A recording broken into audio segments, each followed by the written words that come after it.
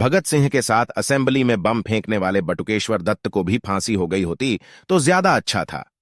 1947 में आजादी के पश्चात बटुकेश्वर को रिहाई मिली, लेकिन इस वीर सपूत को वो दर्जा कभी ना मिला जो हमारी सरकार और भारतवासियों से इन्हें मिलना चाहिए था। आजाद भारत में बटुकेश्वर नौकरी के लिए दर दर भटकने लगे। कभी सब्जी बेची तो कभी टूरिस्ट गाइड का काम करके पेट पाला, कभी बिस्किट बनाने का काम शुरू किया, लेकिन सब में असफल रहे। कहा जाता है कि एक बार पटना में बसों के लिए परमिट मिल रहे थे।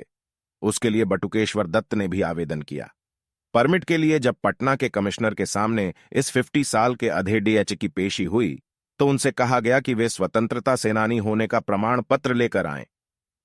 भगत के साथी की इतनी बड़ी बेइज्जती भारत में ही संभव है। हालांकि बाद में राष्ट्रपति राजेंद्र प्रसाद को जब यह बात पता चली तो कमिश्नर ने बटुकेश्वर से माफी मांगी थी। 1963 में उन्हें विधान परिषद का सदस्य बना दिया गया, लेकिन इसके बाद वो राजनीति की चकाचौंध से दूर गुमनामी में जीवन बिताते रहे। सरकार ने इनकी कोई सुध न ली। 1964 में जीवन के अंतिम पड़ाव पर बटुकेश्वर दिल्ली के सरकारी अस्पतालों में कैंसर से जूझ रहे थे तो उन्होंने अपने परिवार वालों से एक बात कही थी, कभी सोचा ना था कि जिस दिल्ली में मैंने बम फोड़ा था उसी दिल्ली में एक दिन इस हालत में स्ट्रेचर पर पड़ीडा होऊंगा। मैं देशवासियों का ध्यान इनकी ओर लाकर बताना चाहता हूं कि किस तरह एक क्रांतिकारी को जो फांसी से बाल बाल बच गया, जिसने कितने वर्ष देश के लिए कारावास भोगा, वह आज नितांत दयनीय स्थिति में अस्पताल में पड़ा एड़ियां रगदेच रहा है और उसे कोई पूछने वाला नहीं है।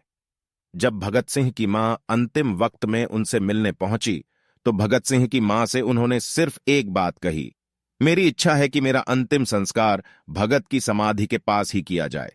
उनकी हालत लगातार बिगड़ती गई। 17 जुलाई को वे कोमा में चले गए और 20 जुलाई 1965 की रात 1:50 पर उनका देहांत हो गया।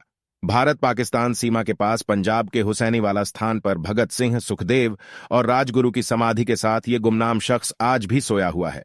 मुझे लगता है भगत ने बटुकेश्वर से पूछा तो होगा, दोस्त, मैं तो जीते जी आजाद भारत में सांस ले ना सका, तू बता, आजादी के बाद हम क्रांतिकारियों की क्या शान है भारत में।